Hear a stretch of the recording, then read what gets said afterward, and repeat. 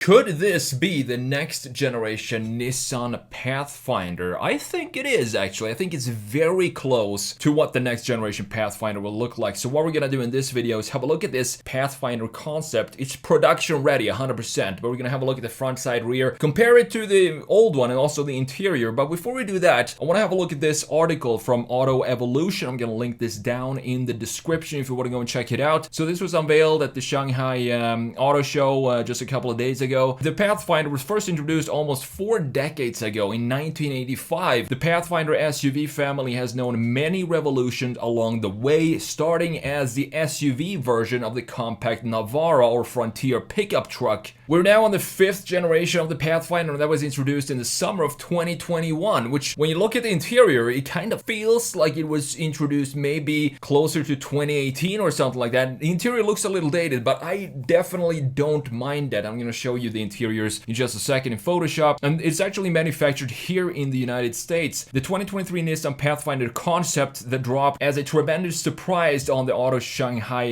2023 catwalk is quite different from the US model. You can definitely tell that by just looking at the exterior design of this. They say it's an SUV body that blends modern Chinese aesthetics with quintessential Nissan-ness. Not sure I agree with that, but there are a couple of details in this design that I really like, and it kind of ties it together with, for example, the Nissan Z. A couple of graphic features around this car we're gonna have a look at as well. Unfortunately, Nissan is providing exactly 0 technical specifications regarding this China-bound Pathfinder. This says China-bound here, but I think this is also very, very close to what the 2026 Pathfinder for US gonna look like. So let's jump into Photoshop and let's have a look at this design. Let's see what's what. Compare it to the current generation Pathfinder, and I decided to pick the Rock Creek version of the Pathfinder because that is my favorite at the moment. If you gotta have an SUV like this, it brings some off-road capabilities to it, and I think the Rock Creek does that in a very cool way. So let's have a look at the top here. We have the Nissan Pathfinder Rock Creek, which is the off-road trim level for the current Pathfinder. I think it looks good. It does look a little industrial, maybe a little dated in the front end, but I really don't think that's a bad thing. We kind of have the headlights, I wouldn't say they're in the bumper, but they sit down here, so they sit pretty far down on the front end, and then you have the daytime running lights up here with the typical Nissan light. We also have some version of the V-Motion grille. As you can see, this framing of the grille creating some sort of connection to the V-Motion designs, and I think this is specific for the Rock Creek to have these intakes up top. I think they look really cool, add some more interesting design features in the front end of the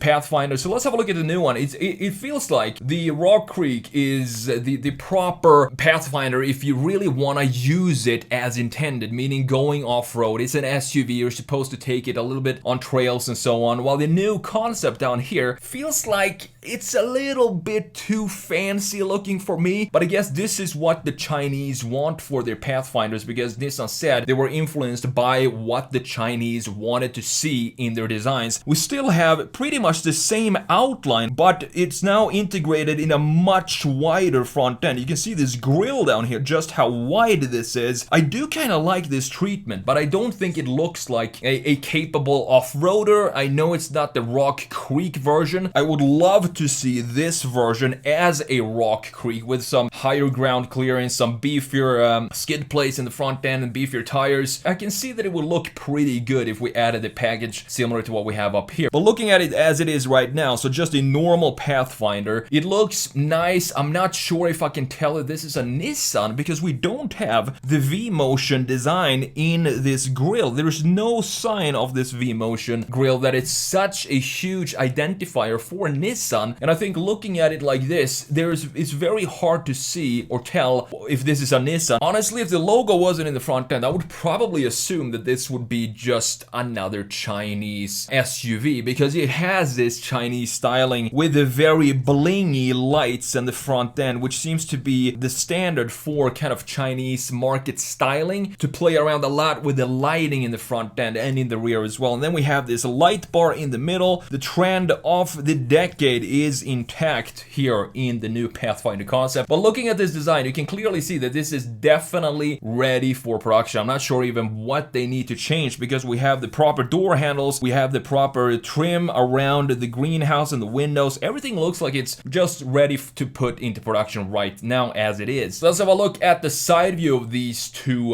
Pathfinders. Up top we have the Rock Creek again, and down here we have the new concept. What I like about the concept here is that I can see some lines from the Nissan Z, which I think is pretty cool, because that is a new, I guess if you look at the Nissan Z, that doesn't have the V-motion design either in the front end. So I guess you could probably make some Nissan models without the V-shape, V-grill shape in the front end.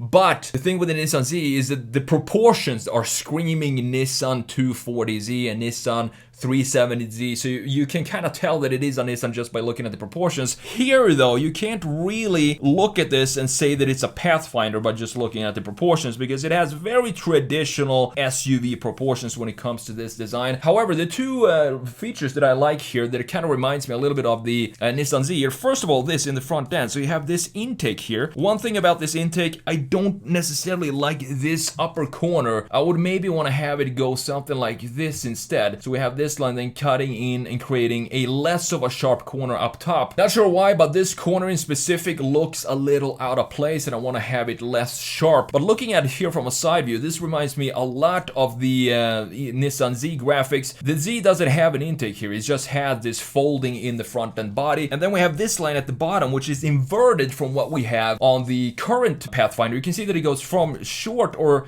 narrow in the front end to kind of wider in the back.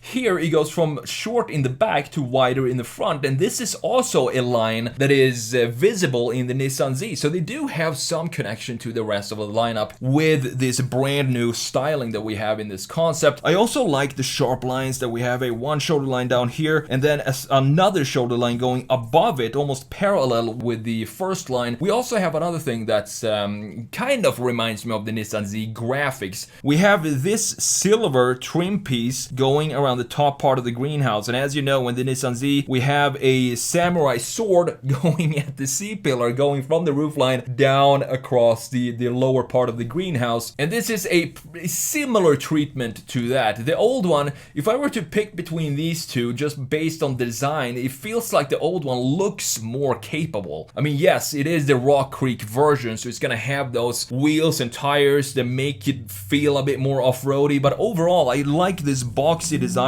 and it's still a very clean shape for the current Pathfinder. It does maybe look a little dated in the front end, but the rear looks super tight. It feels like a purpose-built SUV, not just another luxury SUV, and that's what I love about the Pathfinder, both in its capabilities, but also it shows in this design. So let's have a look at the rear view before we jump in to the interior. Looking at the Pathfinder up here, I think this looks a lot more modern than it does in the front end. I'm not sure why, because these are very basic graphics that we have here, but they still feel, I think the surfacing all around the current Pathfinder feels very modern. And then we have a properly integrated bumper down here with a nice diffuser and some black cladding all around the car, making it look get this off-road feel to it. And I also like that this piece sticks up as a body colored piece in the C-pillar right here. It makes it look a little bit unique. They didn't have to put that there, but I like that they did. It separates it from other SUVs, and they put the Pathfinder lettering at the correct spot, although it's mirrored here because I want to have the same perspective of these two photos. But comparing this to the Sequoia, for example, which has the lettering down here, and what I said in my review of the Sequoia is that I wanted to move the lettering from here to exactly this position what we have right here on the Pathfinder. I think it looks a lot better. Looking at the new one, again, this feels very anonymous to me. No way I can tell that this is a Nissan just by looking at the graphics of the rear end. You can see we have some 3D effect in the taillights here, which looks pretty cool. Still very fancy play with the lighting and LEDs. I would say typical for the Chinese market, again, to have this like we have in the front end, this bling factor to their cars, specifically when it comes to the lighting. And it looks like the Pathfinder logo at the rear is also lit up. This might be one thing that they're gonna change for the production and just make it into something like this instead of having it be lit up like we have in the concept. Maybe a little bit too expensive to produce that, I'm not sure, but it looks very cool. Again, if I were to pick between these two, I feel like the new concept doesn't really have the same personality as the old Pathfinder, specifically with the Rock Creek trim. So let's have a look at these interiors here. here, and they look pretty similar. It feels like a proper modernization of the current Pathfinder in the new concept, because everything is in the same location, and even the styling, look at these vents up here, they look very similar to what we have in the concept, but in a modern way. It looks like we do have some more tactile buttons in the current Pathfinder compared to the concept down here, which has this pretty nice integration of the gauge cluster. And looking at this interior, it just makes me feel even more that this is definitely ready for production. Just looking at the integration and everything, steering wheel that doesn't look like a too concept looking steering wheel with a yoke and maybe a joystick. This definitely looks production ready, and I kind of like this interior. But again, it feels like more of a luxury SUV than a purposeful built off-roader SUV, like I feel that the old Pathfinder is. The reason I said that this interior looks like it could have come from 2018 is because we have analog gauges for the tachometer and the speedometer with a screen in the middle. I really like to have a couple of analog gauges in the gauge cluster. It just feels more, it even feels more upscale than having a screen for absolutely everything, because that's just software. There's no hardware in the digital gauges, but there are some hardware, of course, in the analog clusters like we have here. And for that reason, I think it feels maybe even more upscale than having a big screen going across like this. And the reason why I think this new Pathfinder is actually the preview of the next generation Pathfinder here as well is because it is a big SUV. Big SUVs sell like crazy in the US, so I don't think Nissan is gonna cancel the Pathfinder over here in the US. They're eventually gonna have to create a next generation, and that's why I think this new Pathfinder concept is a clear preview of what the US version of the next Pathfinder will look like.